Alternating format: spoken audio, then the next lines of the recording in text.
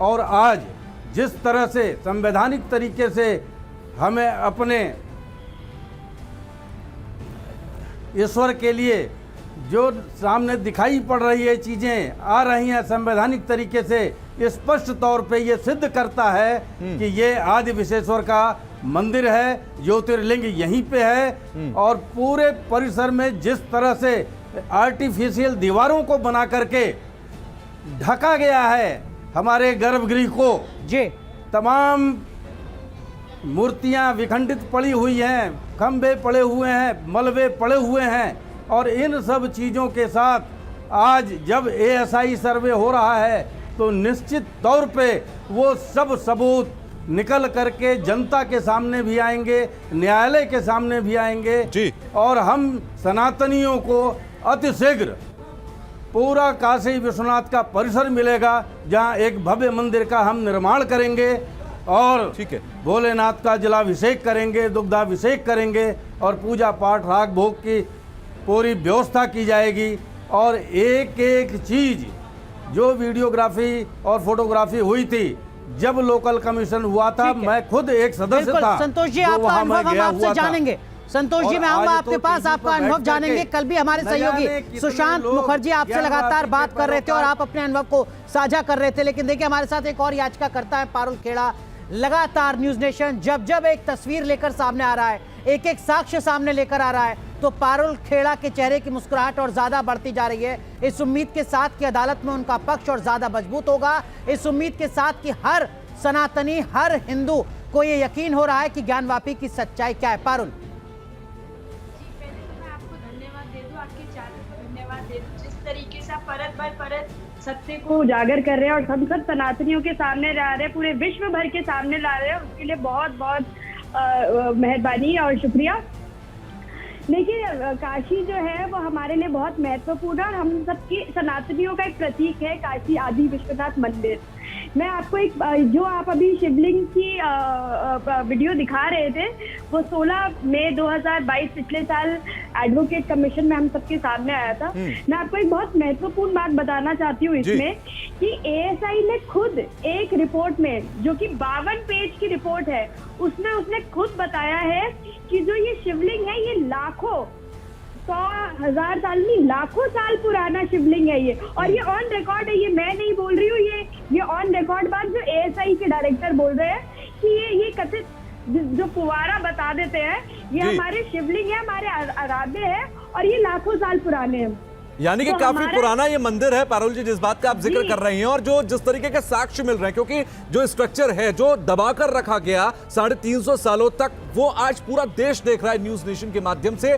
मेरे साथ शम्स साहब जी जुड़ गए हैं, शम्स ख्वाजा हैं जो कि सुप्रीम कोर्ट के वकील हैं। जब हम सबूतों की बात कर रहे हैं तो हमें यह भी देख लेना चाहिए कि देश को जो तस्वीरें हम दिखा रहे हैं वो कैसे, जो मांगे की जा रही है, जो आपकी तरफ से याचिकाएं हैं, वो कैसे उसके फैसले में तब्दील होंगी। शम्स साहब, स्वागत है आपका न्यूज नेशन पर। मेरा सवाल यह है कि अदालत जो है वो सबूतों और गवाहों के आधार पर चलता है। अभी तक के सबूत साफ साफ चीख चीख कर कह रहे हैं कि यहां पर एक मंदिर था और बाद में यहां पर मस्जिद बना ली गई। अब आपको क्या लगता है कि सुप्रीम कोर्ट के अंदर क्या है आगे? देखिए, मेरा ये मानना है कि वहाँ पर पर्सनली और हिस्टोरिकली जो इतना मैंने समझा था कि वहाँ पर मंदिर था, मंदिर तोड़ के मस्जिद बनाई गई और उसकी वजह थी कि औरंगज़ेब से उनके सिपह सालार जो थे, जो कि राजपूत थे, उनकी रानियों में से किसी को ले जाके मंदिर के लोगों ने रेप किया था। उन्होंने आके औरंगज़ेब से शिकायत करी कि इसको जम करवाइए, तो औरंगज़ेब ने हुक्म दिया कि इसको जम करिए और वहाँ पर उसको तोड़ के मस्जिद बनाई गई। ये मेरी जो हिस्ट्री है, जो मुझे मालूम हो, ये है।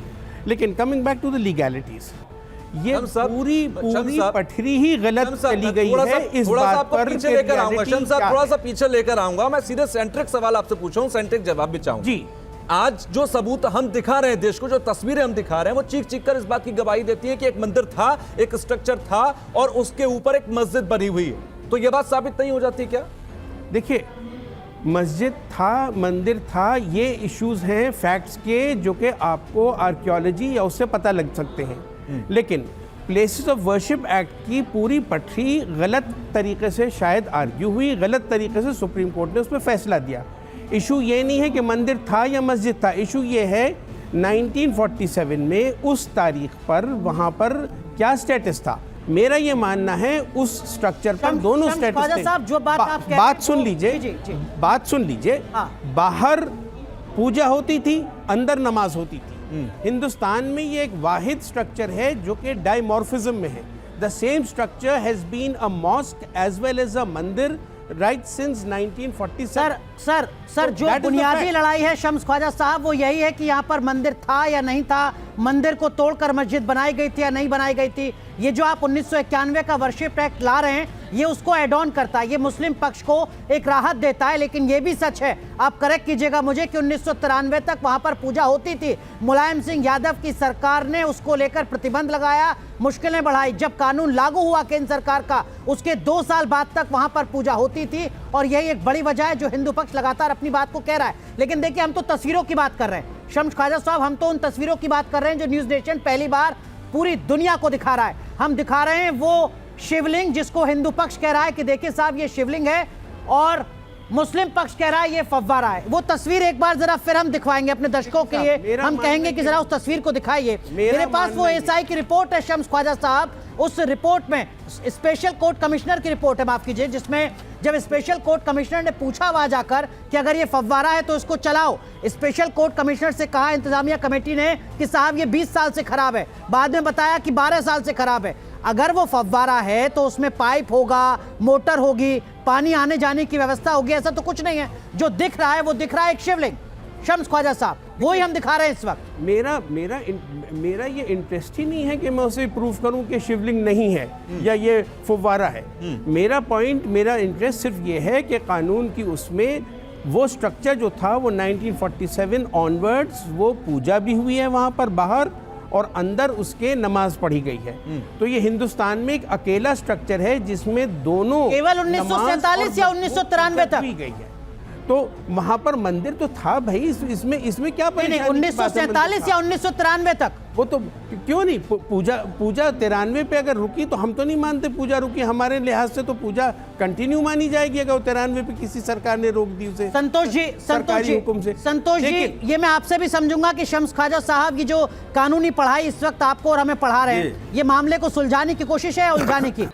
तो ऑपरेशन ज्ञानवापी पार्ट 2 लगातार जारी है। कल भी हमने आपको दिखाया था और आज भी हम लगातार आपको दिखा रहे हैं वो निशान जो 350 साल पहले जो किया गया, उसको चीख कर आपको बता रहे हैं, जो अब तक छिपाया गया। अब आपको एक और चौंकाने वाला खुलासा दिखाने जा रहे हैं, लेकिन अब आपको ज्ञानवापी के गुंबद का रहस्य दिखाना बहुत जरूरी है। बिल्कुल, 2022 की सर्वे टीम ने ऐसे कई रहस्यों से पर्दा उठा दिया है। चलिए आपको लेकर चलते हैं, सिर्फ 12 मिनट में आपको दिखाते हैं ज्ञानवापी के गुंबद की गवाही।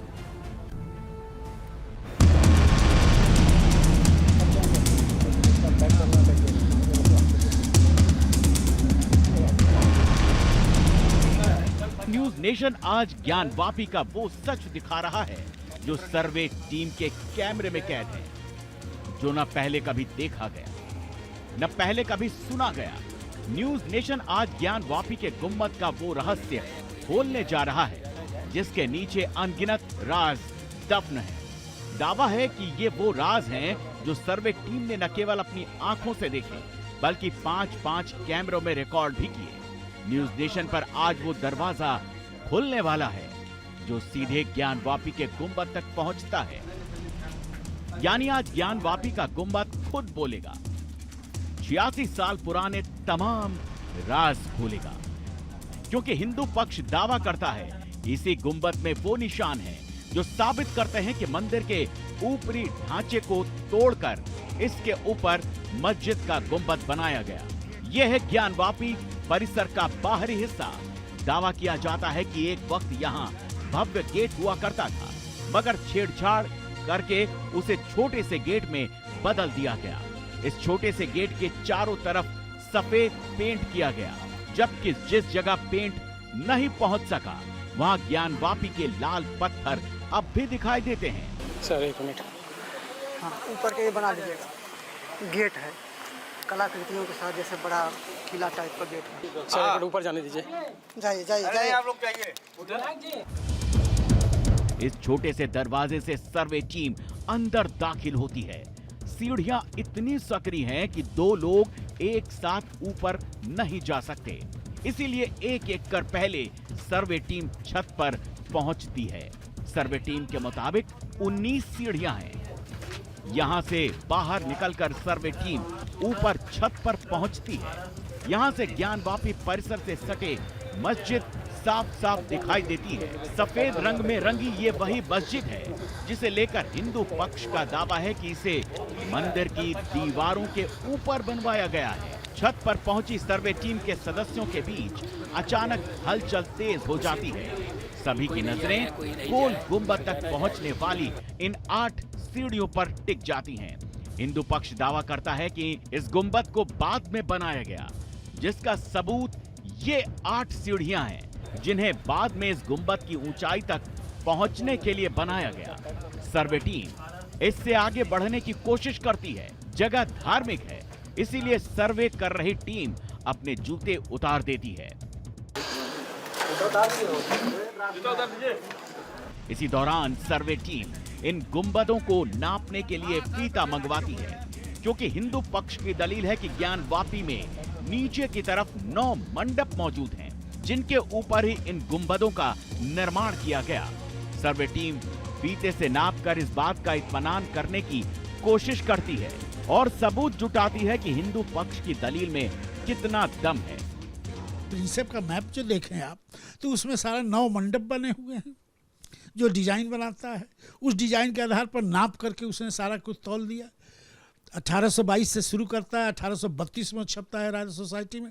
दुनिया भर में वो प्रमाण है कि इस तरह की डिजाइन, और उसने ये लिखा, एक शब्द दिया है जो अंग्रेजी में नहीं शब्द है, उसका नाम है कॉस्मोग्राम।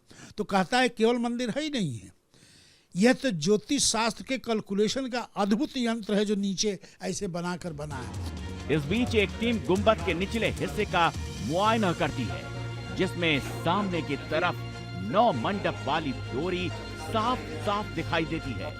यहाँ दीवारों के ऊपरी हिस्से में कुछ ऐसे डिजाइन दिखाई देते हैं जो आम तौर पर मंदिर का निर्माण कराते वक्त बनाए जाते हैं।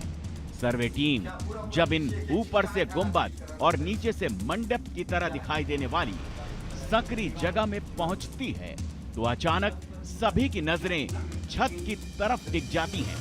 दावा है कि इस छत से कई ऐसे सबूत और आर्क नजर आते हैं, तो ये साबित करते हैं कि गुंबद को बाद में ऊपर से बिठाया गया।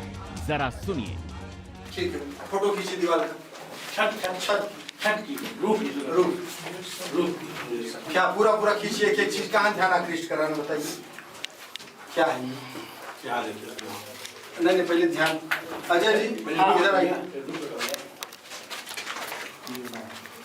देखा था उनका कहना भी कि आयताकार बना हुआ है। हाँ ठीक है, आयताकार है, लिख दिया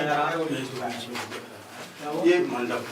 ठीक है, इसको फोटो खींचिए, पूरा वीडियोग्राफी कीजिए, नीचे से बैठ के खींचिए। सब लोग 3-5 फोटोग्राफर बुला लीजिए, अलग अलग कॉर्नर से कर लीजिए। ज्ञानवापी के गुंबद की जो निचली छत दिखाई दी, वो अपने आप में शक पैदा करता है, क्योंकि इस छत का रंग और बनावट ज्ञानवापी की दीवारों से बिल्कुल भी मेल नहीं खाती है। हिंदू पक्ष पहले से यही दावा करता रहा है। जरा सुनिए। सुन लीजिए मेरा, ये क्या है? ये इनका ये कहना कि अलग था कि ऊपर से इसको ढाल दिया गया। ये कहना है। नहीं देखिए, बीच में आयताकार है, गड्ढा है, आयताकार छत उठा हुआ, आयताकार छत है, आयताकार छत है।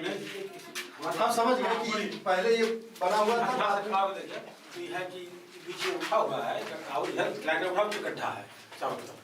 अच्छा, मतलब ये ऐसे है आर्क टाइप का, फिर इसको मतलब इनका कहना है ये यहाँ से। ठीक है, फोटो खिंचा गया। ज्ञानवापी के गुंबद के अभी सिर्फ 2 पन्ने खुले हैं।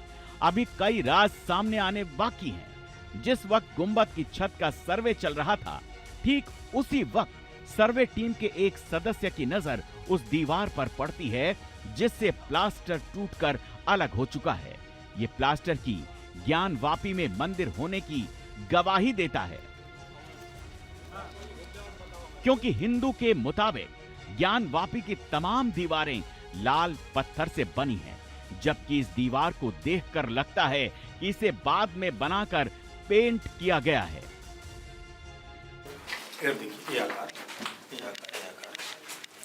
पूरा एकदम पास से सब लोग लीजिए। पत्थर है, आकार बना सब पत्थर पे देख कर लीजिए, पूरा दीवार की रूप के फोटो खींच लीजिए। हम कमीशन तो इसी तरह होता है, सब घुस जा रहा है, पहले देख रहा है। छत के अलावा सर्वे टीम ने दीवारों पर किए गए पेंट से भी सबूत जुटाए। सर्वे टीम ने पाया कि गुंबद की अंदरूनी दीवारों से सबूत मिटाने की कोशिश की गई। देखने से लगता है कि आनंद फानन में इन दीवारों को पेंट किया गया। कराया गया है और ब्रश और कुची के निशान भी ज्ञानवापी के साल 2022 में हुए सर्वे में इकट्ठा किए गए थे।